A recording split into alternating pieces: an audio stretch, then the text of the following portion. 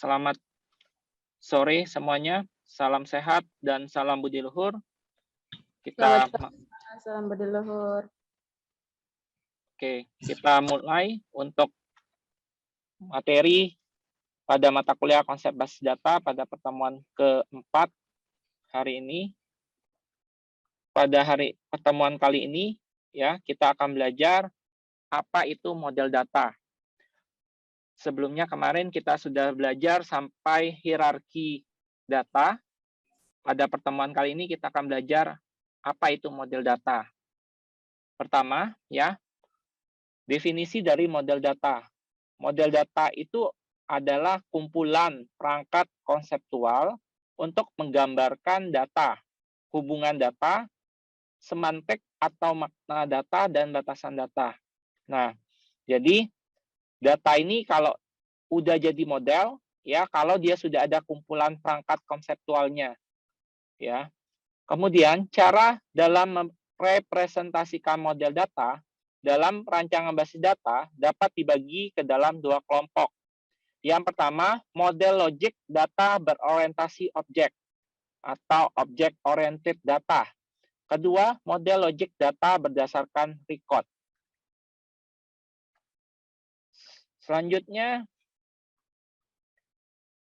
untuk yang pertama, ya, model data logik berdasarkan objek. Nah, ini dibagi menjadi 4. Jadi untuk model logik berdasarkan objek ada 4 model. Yang pertama, model keterhubungan entitas atau Entity Relationship Model, atau ini diagram IR atau IRD.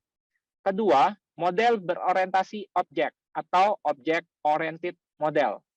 Ketiga, model data semantik atau Semantic Data Model. Kemudian yang keempat, model data fungsional atau Functional Data Model. Untuk mata kuliah konsep basis data ini, dari model logik data yang berdasarkan objek, ya, ada 4 model ini, kita akan fokus belajar pada model yang pertama, yaitu model keterhubungan entitas atau Entity Relationship Model. Kenapa? Karena untuk tugas akhir atau skripsi, kalian akan menggunakan yang namanya model keterhubungan entitas atau IRD atau Entity Relationship Diagram. Karena itu kita fokus dan memperdalam tentang model IRD karena ini akan digunakan pada tugas akhir dan skripsi. Sedangkan model yang lain ya kita tidak fokus ya, kita tidak gali lebih dalam karena kita hanya menggunakan IRD untuk tugas akhir atau skripsi. Selanjutnya, kalau seandainya kalian mau memperdalamnya, bisa mencari referensi dari luar ya. Boleh browsing ya, boleh cari literaturnya atau cari bukunya di internet seperti itu. Karena di mata kuliah ini kita khusus untuk membahas satu model IRD. Kemudian untuk model logik data berdasarkan record ini dibagi menjadi 3. Pertama, model relational atau relational model. Kedua, model hierarkis atau hierarchical model. Nah, ketiga, model jaringan atau network model. Nah, ini juga ada 3 ya modelnya. Kemudian, kita masuk ke model yang pertama yang akan kita fokuskan pada mata kuliah ini, yaitu Entity Relationship Model atau IRD. Nah, IRD atau Entity Relationship Model ya atau Entity Relationship Diagram ini sama aja ya. Ada yang nyebutnya Entity Relationship Model, ada yang menyebutnya Entity Relationship Diagram, atau ada juga yang menyebutnya diagram hubungan entitas, atau ada juga yang menyingkatnya dengan sebutan IRD. Itu penyebutannya sama semua ya.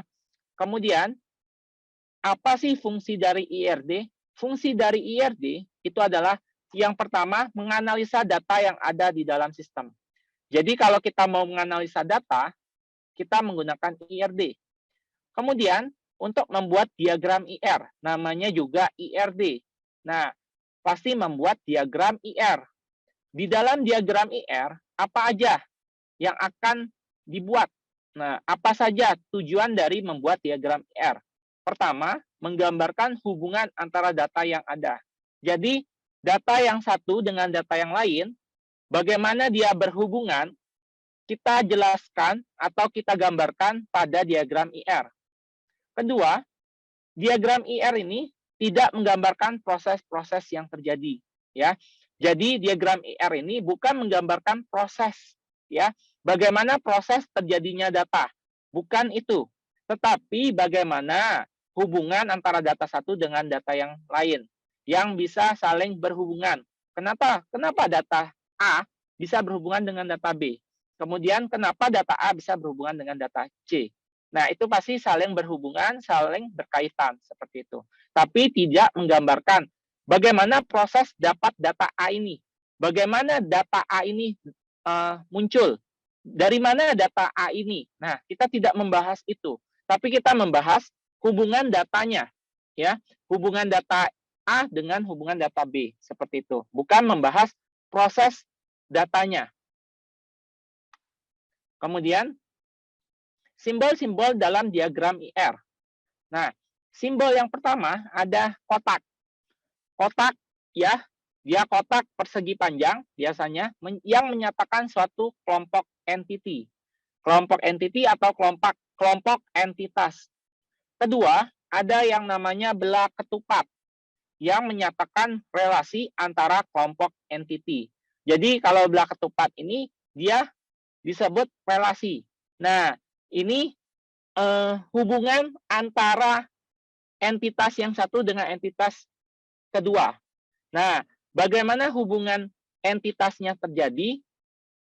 Berasal dari relasi itu. Jadi relasi inilah yang menghubungkan antara dua entitas memiliki hubungan antara satu dengan yang lainnya.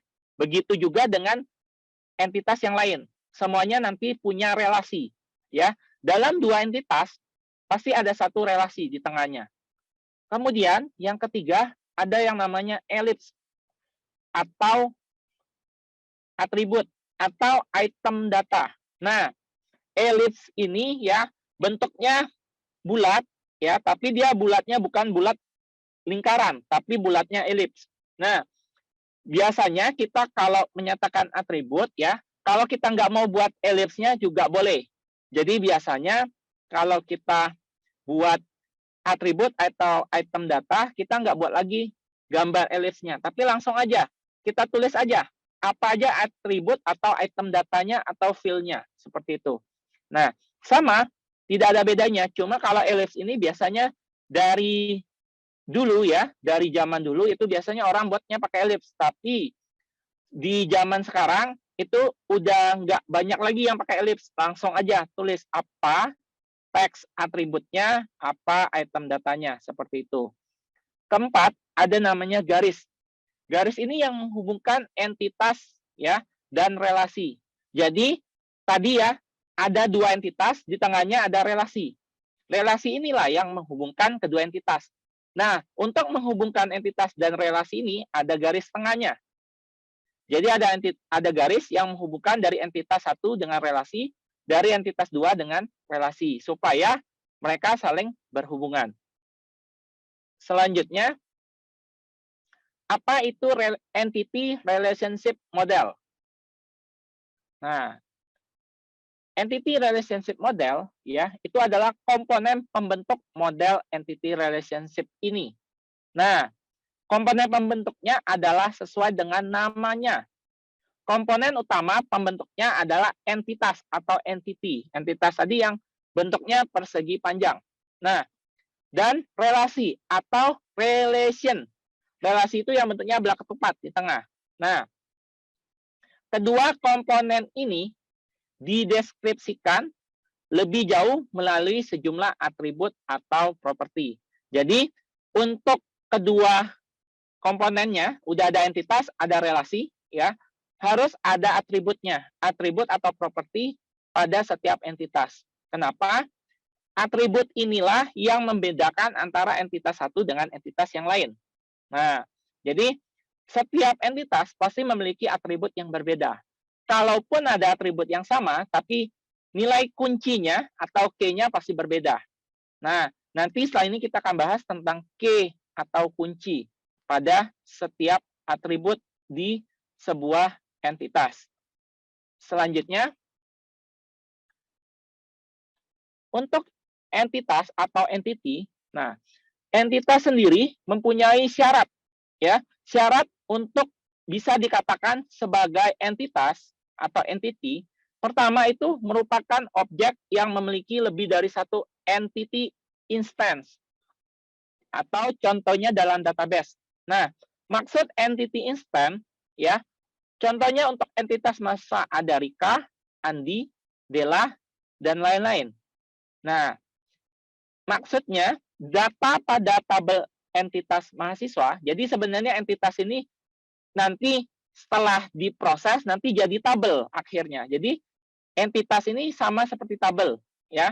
Nah, hasil akhirnya nanti akan menjadi tabel mahasiswa. Di dalam entitas mahasiswa ini, data yang ada harus lebih dari satu. Jadi kalau data mahasiswa, ya, namanya Rika, berarti baru satu mahasiswa. Nah, harus lebih dari satu. Ada Andi, ada Dela, berarti sudah ada 3 entitas, ya, 3 entity instance. Nah, sudah ada 3 data atau 3 record, ya, atau 3 baris data. Nah, sudah ada 3 data mahasiswa, ya. Ini sudah disebut entitas mahasiswa karena sudah datanya lebih dari satu data mahasiswanya. Kemudian syarat berikutnya merupakan objek yang memiliki beberapa atribut. Jadi, ya, entitas ini memiliki beberapa atribut. Tidak boleh hanya satu atribut. Pasti memiliki beberapa atribut, ya. Misalnya bisa 3 atribut, ya. Nah, 3, 4, dan seterusnya. Yang penting tidak boleh satu atribut. Nah, tidak pernah satu atribut. Paling sedikit itu 2 atribut, tapi jarang juga. Biasanya lebih dari 2, ya. Kemudian yang ketiga, bukan seorang user dari sistem. Jadi entitas ini bukan user, ya, bukan pengguna, bukan orang yang menggunakan. Nah, terus untuk syarat berikutnya, bukan sebuah output dari sistem. Output ini keluaran, ya. Jadi bukan keluaran dari sistem. Contohnya laporan. Yang namanya laporan itu adalah hasil output dari transaksi-transaksi yang ada. Jadi kumpulan transaksi dikumpulkan, jadilah outputnya sebuah laporan. Itu bukan entitas kalau yang namanya laporan. Kemudian beri namanya dengan kata benda. Nah, jadi nama entitas di sini adalah kata benda, ya. Kata benda ini bisa benda hidup, bisa benda mati, ya. Selanjutnya, lanjutannya, entity atau entitas ini adalah suatu objek yang bisa dibedakan dengan objek lainnya dalam dunia nyata. Jadi, entitas satu dengan entitas yang lain ada pembedanya. Dari atributnya sudah berbeda. Jadi, kita bisa lihat, ya, atributnya berbeda, nama entitasnya juga berbeda. Tidak boleh ada entitas yang sama. Kalau atribut, mungkin ada atribut yang sama.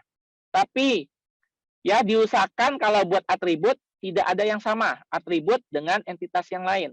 Karena, ya, setiap entitas mempunyai atribut. Nah, atribut itulah yang supaya melihat dengan adanya atribut itu, supaya kita bisa melihat, oh, ini bedanya, ya, entitas yang satu dengan yang lain. Karena atribut yang di dalamnya itu berbeda. Selanjutnya, entity atau entitas dapat berupa sesuatu yang nyata, seperti orang. Nah, tadi kan saya jelaskan kata benda, bisa kata benda hidup atau kata benda mati. Nah, kata benda hidup ini seperti orang. Nah, orang itu kan benda hidup. Nah, contohnya, mahasiswa, dosen, BAAK. Nah, terus keuangan. Nah, maksudnya bagian BAK, bagian keuangan. Nah, itu contohnya. Kemudian bagian organisasi, ya, perpustakaan. Nah, bagian perpustakaan, ya, BAK yang tadi saya sebutkan orang tadi. ya.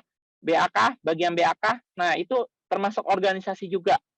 Nah, kemudian misalnya bagian keuangan, kemudian bagian laboratorium. Nah, itu bagian organisasi. Kemudian ke tempat. Nah, tempat juga bisa sebagai entitas. Contohnya ruang kuliah, laboratorium. Nah, laboratorium di sini adalah tempat. Kalau tadi saya sebutnya di bagian organisasi, bagian laboratorium maksudnya stafnya, staf atau karyawan laboratoriumnya kalau di bagian organisasi. Tapi kalau tempatnya ya nama laboratoriumnya, misalnya laboratorium komputer, laboratorium bahasa. Kemudian tempat di sini ya tadi selain ruang kuliah, laboratorium ya bisa juga benda. Nah, benda ya, benda berartinya benda mati. Nah, benda mati di sini contohnya buku. Buku kan benda mati ya, tidak hidup. Nah, tidak bergerak. Buku KRS, kartu rencana studi. Itu contoh benda. Terus apalagi? Kwitansi, itu benda. Nah, kemudian nota, itu benda. Itu adalah contoh-contohnya. Itu bisa disebut entitas atau entity. Kemudian dapat juga berupa sesuatu yang abstrak. Abstrak ini artinya tidak berbentuk ya, tidak berbentuk. Kemudian tidak bisa dipegang ya, tidak bisa dirasakan fisiknya. Jadi tidak berfisik ya. Nah, contohnya kuliah. Kuliah itu tidak ada fisiknya. Kalian hanya proses ya, proses untuk kuliah, proses pembelajaran, tapi tidak ada fisik kuliahnya. Liburan, tidak ada fisiknya. Ya, kita hanya happy-happy ya. Ibaratnya main ya kemana misalnya ke tempat wisata atau ke supermarket ya misalnya. Nah, itu kita liburan, misalnya ke luar negeri atau keluar kota, itu nggak ada fisiknya ya. Liburan itu tidak ada fisiknya. Jadi proses. Nah, itu bisa dijadikan entitas. Kemudian bisa juga sebuah konsep. Nah, itulah cara kita memberi nama entitas atau entity. Ya, bisa orang, bisa bagian organisasi, bisa tempat, ya, bisa benda. Entitas tidak boleh kata kerja. Itu yang harus kalian ingat. Entitas tidak boleh kata kerja. Contoh kata kerja. Beli, jual, belajar. Nah, belajar kata kerja ya. Nah, kemudian apalagi ya? Misalnya kerja. Nah, kerja itu kata kerja. Nah, kerja kemudian yang lain-lainnya. Itulah nggak boleh diberikan untuk nama entitas. Jadi kata kerja tidak boleh. Karena kata kerja itu untuk relasi. Nah, kalau relasi pakainya kata kerja. Nah, kata kerja dasar. Kalau entitas kata benda. Entity set ya adalah kumpulan dari entitas yang sejenis. Jadi ada namanya entity set atau kumpulan entitas. Nah, ini entitas-entitas yang sejenis dikumpulkan jadilah entity set atau kumpulan entitas. Selanjutnya, kalau tadi entitas ya yang bentuknya persegi panjang, sekarang atribut. Nah, atribut ini ya punyanya entitas. Jadi setiap entitas pasti memiliki atribut. Tidak ada entitas yang tidak memiliki atribut. Atribut mendeskripsikan karakteristik atau properti dari sebuah entitas. Jadi atribut inilah yang menggambarkan karakter dari sebuah entitas. Itulah yang saya jelasin tadi. Untuk melihat perbedaan antara entitas satu dengan entitas yang lain, kita lihatnya atributnya. Nah, kedudukan atribut dalam entitas harus dapat dibedakan. Mana atribut yang berfungsi sebagai key primer atau primary key atau kunci utama, ya, dan mana yang bukan atau atribut deskriptif. Nah, jadi setiap atribut pasti memiliki yang namanya key primer atau primary key atau kunci utama. Nah, kunci ini adalah kunci yang unik. Tidak ada kunci yang sama, ya. Kunci ini pasti berbeda. Jadi hanya satu yang punya kunci ini. Tidak akan sama. Nah, isi dari kuncinya tidak sama. berbeda-beda. Itulah kenapa disebut key primer atau primary key atau kunci utama. Selanjutnya, klasifikasi dari atribut. Nah, atribut itu banyak klasifikasinya. Pertama ada atribut sederhana atau simple atribut. Dan atribut komposat atau komposat atribut. Kedua, ada atribut bernilai tunggal atau single value atribut dan atribut bernilai banyak atau multi-valued atribut. Ketiga, ada namanya atribut turunan atau derive atribut. Kita masuk ke atribut sederhana atau simple atribut dan atribut komposat atau komposat atribut.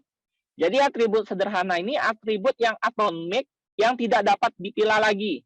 Contohnya, pada tabel mahasiswa atau entitas mahasiswa. Nama mahasiswa merupakan atribut sederhana.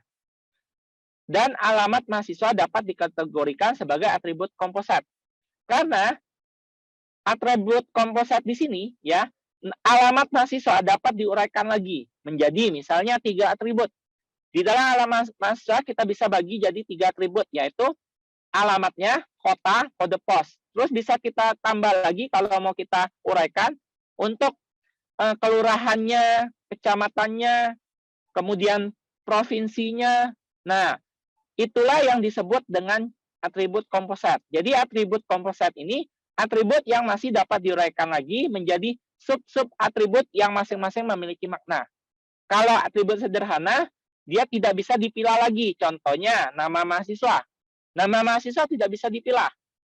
Nah, kalau alamat mahasiswa masih ada uraiannya. Itulah contoh atribut komposat, alamat mahasiswa.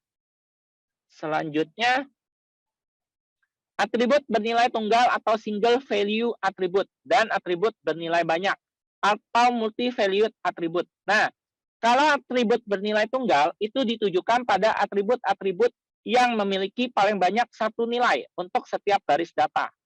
Contohnya, tabel mahasiswa, ya, ada NIM, nama, alamat, dan tanggal lahir. Nah, ini atributnya paling banyak satu nilai, ya, pasti satu NIM, satu nama, satu alamat, satu tanggal lahir kan. Nah, kalau atribut bernilai banyak, itu atributnya dapat diisi dengan lebih dari satu nilai, tetapi jenisnya sama. Contohnya, kita bisa menambahkan atribut hobi pada tabel mahasiswa, di mana hobi merupakan salah satu atribut yang bernilai banyak. Karena satu orang mahasiswa bisa punya lebih dari satu hobi. Nah, bisa aja hobinya, misalnya Ferry, misalnya hobinya misalnya ini coding ya, ngoding, main game, terus misalnya pencaksilat, misalnya traveling. Nah, hobinya banyak. Nah, jadi lebih dari satu, itulah yang namanya atribut bernilai banyak. Selanjutnya, ada namanya atribut turunan atau derive atribut. Kalau atribut turunan, ini atribut yang nilai-nilainya diperoleh dari pengolahan atau dapat diturunkan dari atribut atau tabel lain yang berhubungan. Jadi ini turunannya. Jadi ada atribut, ya, itu turunannya, atributnya, atau tabel lain yang berhubungan, seperti itu. Nah, selanjutnya kita masuk ke key. Key atau kunci, ya, adalah elemen record yang dipakai untuk menemukan record tersebut pada waktu diakses. Nah, jenis-jenis key dalam atribut ada 6. Pertama, primary key, kedua, candidate key, ketiga, alternate key, keempat, foreign key, kelima, secondary key, keenam, composite key. Dari keenam key ini, yang paling banyak ya kita gunakan waktu untuk tugas akhir, pengerjaan tugas akhir atau skripsi, biasanya 2 yang paling banyak. Ya, yang paling sering digunakan yaitu primary key sama foreign key. Kalau key yang lain itu jarang digunakan. Seperti itu. Nah,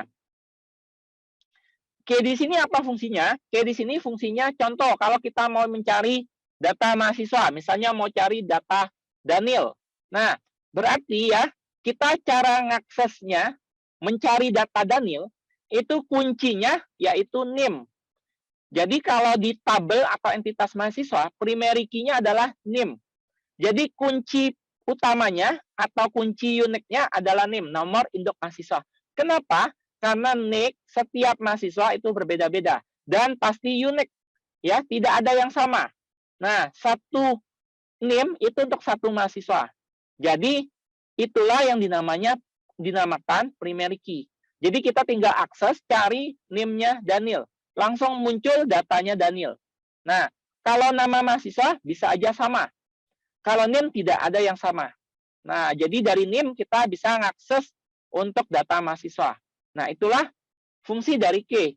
Kalau kita biasanya searching ya di Google, nah kita kan harus tahu kuncinya apa pencarian kita. Baru muncul apa yang kita cari. Nah, itulah untuk key tadi. Jadi kunci utama, kunci yang unik kalau kita melakukan pencarian. Sama kalau kita nyari data di komputer kita ya, nyari folder atau file kita lupa namanya karena namanya panjang, kita ingat aja kuncinya. Ya, kunci nama filenya apa yang kita ingat. Nah, kalau kita udah ingat sedikit kuncinya, udah kita ketik, udah muncul seperti itu. Selanjutnya untuk keenam tadi ya, penjelasannya yang pertama ada primary key. Primary key di sini ya adalah atribut atau field yang punya sifat unik yang saya bilang tadi. Jadi sifatnya unik, tidak ada yang sama, ya. Satu primary key untuk satu orang. Selanjutnya ada namanya candidate key. Candidate key di sini adalah atribut atau field yang dapat dijadikan sebagai identifikasi dari entitas. Jadi ini sebagai identitas dengan adanya candidate key ya bisa dijadikan identifikasi dari entitas seperti itu. Nah, kemudian ada namanya alternate key. Alternate key ini adalah kandidat key yang tidak terpilih menjadi primary key. Jadi, ceritanya key ini tidak jadi primary key, tidak terpilih. Nah, jadi disebut alternate key. Kemudian ada yang namanya foreign key. Foreign key atau kunci asing ya.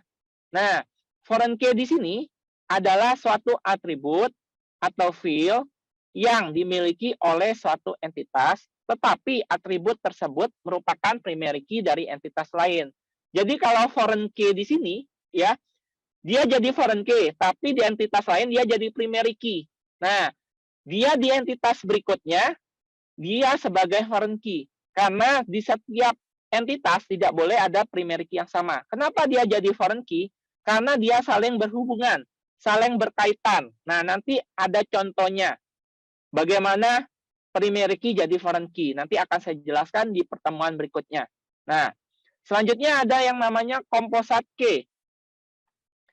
Composite key adalah primary key yang dibentuk dari beberapa atribut relasi. Jadi, ini terbentuk dari beberapa atribut relasi. Jadi, relasi itu juga punya atribut. Nah, nanti akan saya jelaskan bagaimana terbentuknya atribut pada suatu relasi. Ya, biasanya kan atribut ada di entitas. Relasi juga akan memiliki atribut.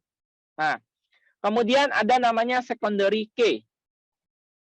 Secondary key di sini, ya, itu artinya key yang tidak bersifat unik. Jadi kalau secondary key, key-nya tidak bersifat unik. Nah, contohnya kayak nama mahasiswa. Nama mahasiswa di sini tidak unik. Karena nama mahasiswa bisa aja sama. Nah, yang unik ya primary key-nya NIM, nomor induk mahasiswa. Seperti itu. Baiklah, sekian untuk materi pertemuan keempat ya, keempat hari ini. Semoga bermanfaat. Sampai ketemu pada pertemuan berikutnya. Saya akhiri, terima kasih, salam sehat, dan salam budi luhur.